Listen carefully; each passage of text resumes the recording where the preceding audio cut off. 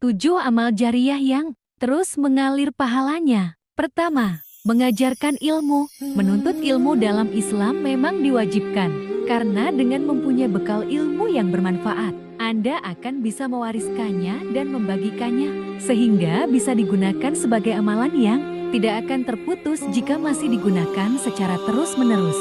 Dari Abu Hurairah, Rasulullah Shallallahu Alaihi Wasallam bersabda, jika seseorang meninggal dunia maka terputuslah segala amalnya, kecuali 3 hal: sedekah jariyah, ilmu yang bermanfaat, dan doa anak yang soleh atau solahah. Hanya Muslim. Kemudian diperkuat dengan hadits lainnya yang melengkapi penjelasan sebelumnya, yakni sabda Rasulullah berikut ini: barang siapa mengajarkan suatu ilmu, maka dia mendapatkan pahala dari orang-orang yang mengamalkannya dengan tidak mengurangi sedikitpun pahala orang yang mengerjakannya itu. Hr. Ibnu Majah. Kedua, mengalirkan sungai. Yang dimaksud adalah mengalirkan air dari mata air atau sungai, agar airnya sampai ke tempat-tempat penduduk dan persawahan, sehingga bisa untuk menyiram tanaman dan memberi minum hewan. Betapa banyak amal agung dan tindakan kebaikan yang bisa dilakukan kepada banyak manusia, sehingga akan meringankan pekerjaan mereka dengan cara memfasilitasi kebutuhan air yang merupakan kebutuhan paling dasar untuk kehidupan. Termasuk dalam hal ini adalah menyalurkan air melalui pipa ke tempat-tempat warga, serta menempatkan dispenser di jalan dan tempat umum, agar bisa diminum oleh orang yang membutuhkan. Ketiga, membuat sumur bor. Dalam hadis Abu Hurairah radhiyallahu anhu, Nabi Shallallahu Alaihi Wasallam bersabda, ketika seorang laki-laki sedang berjalan, dia merasakan kehausan yang sangat. Lalu dia turun ke sumur dan minum. Ketika dia keluar, ternyata ada seekor anjing sedang menjulurkan lidahnya, menjilati tanah basah karena kehausan. Dia berkata, anjing ini kehausan seperti diriku. Maka dia mengisi sepatunya dengan air dan memegangnya dengan mulutnya.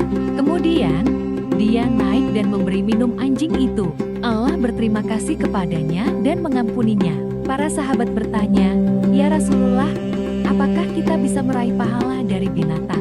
Beliau menjawab, setiap memberi minum pada hewan akan mendapatkan pahala. Hanya Bukhari dan Muslim. Jika demikian besarnya pahala terhadap anjing, lalu bagaimana dengan seseorang yang menggali sumur, yang keberadaannya menyebabkan orang-orang yang membutuhkan akan banyak mengambil manfaat darinya?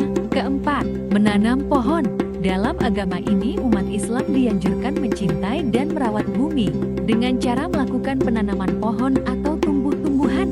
Dari sahabat Jabir radhiyallahu anhu, Rasulullah Shallallahu Alaihi Wasallam bersabda, tiada seorang muslim yang menanam pohon atau tumbuhan lalu dimakan oleh seseorang hewan ternak atau apapun itu, melainkan ia akan bernilai sedekah bagi penanamnya. Hr. Muslim.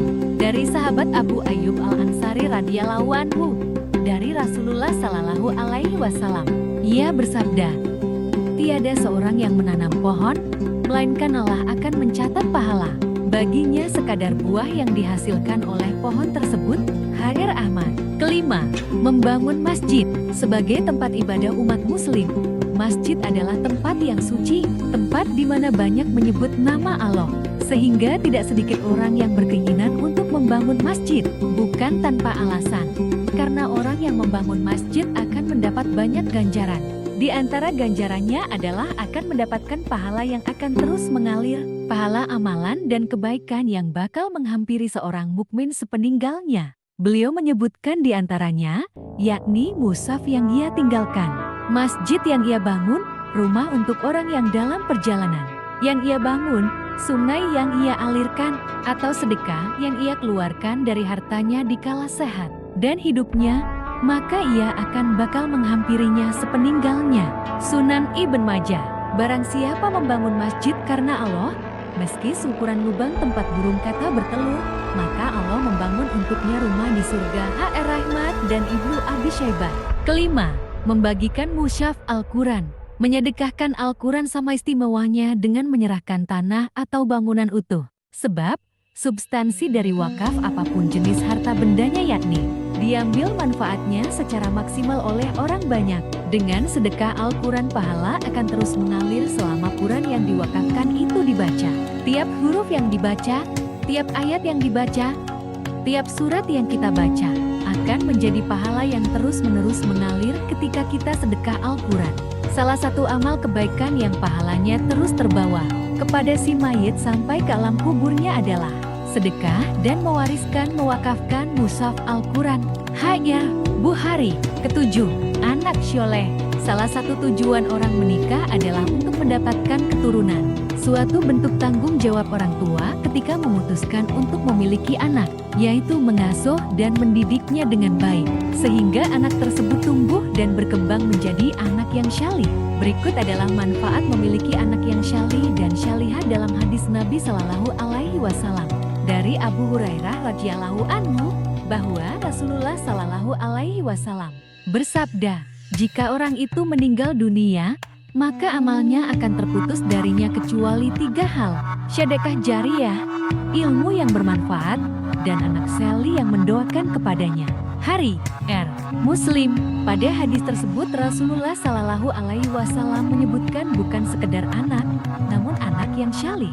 Artinya memang orang tua memiliki tanggung jawab untuk mengarahkan anak-anaknya ke arah kebaikan, mengenalkan anak-anaknya pada ajaran agama, sehingga mereka dapat mengerti apa yang seharusnya mereka kerjakan, dan adab menjadi seorang anak. Salah satunya adalah pentingnya mendoakan orang tuanya, meskipun sudah meninggal dunia. Dua anak-anak yang syalih sangatlah tidak sia-sia, bahkan ia mampu mengangkat derajat orang tuanya di surga. Diriwayatkan oleh Abu Hurairah, Rasulullah Shallallahu Alaihi Wasallam bersabda, sesungguhnya seseorang akan diangkat derajatnya di surga. Lalu orang tersebut akan bertanya, bagaimana ini bisa terjadi? Lalu dijawab, karena anakmu telah memohonkan ampun untukmu. Hari R. Ibnu Majah. Hadis ini juga terdapat dalam kitab Musnad Ahmad bin Hanbal, dengan redaksi yang sedikit berbeda.